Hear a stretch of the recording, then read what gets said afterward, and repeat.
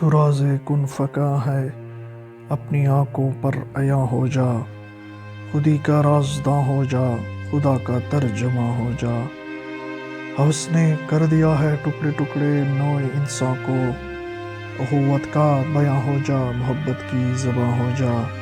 یہ ہندی و خراسانی، افغانی و تورانی، تو اے شرمندہ ساحل اچل کر بے کراں ہو جا۔ غبار آلود رنگ و نسب ہے بالوں پر تیرے، تو اے مرغ حرم اڑنے سے پہلے پرفشاں ہو جا۔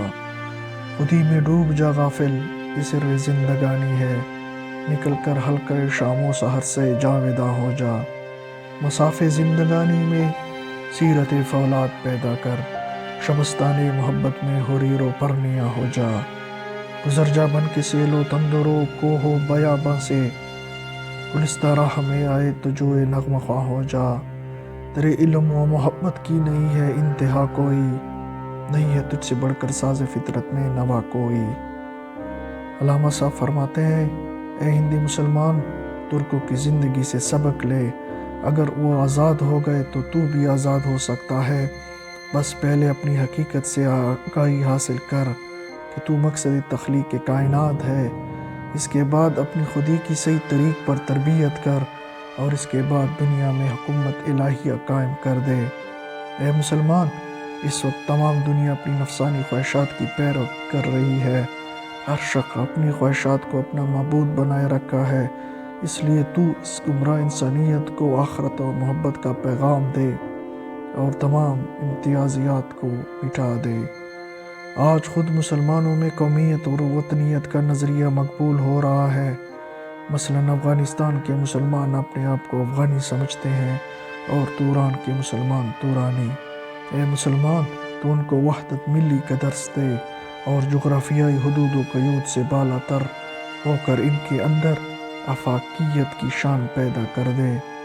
واضح ہو کہ اسلام نے تمام جغرافیائی حدود کو باطل کر کے مسلمان کو ایک کلمگیر قوم بنا دیا ہے۔ اے مسلمان، چونکہ تیرے دماغ میں رنگ و نسب کی غیر اسلامی تصورات پیدا ہو گئے ہیں، اس لیے مناسب ہے کہ دنیا میں ترقی کرنے سے پہلے ان تصورات کو اپنے دماغ سے نکال دے۔ اے مسلمان، اپنی خودی کی معرفت حاصل کر لے، کیونکہ تیری خودی حیات کا راز ہے۔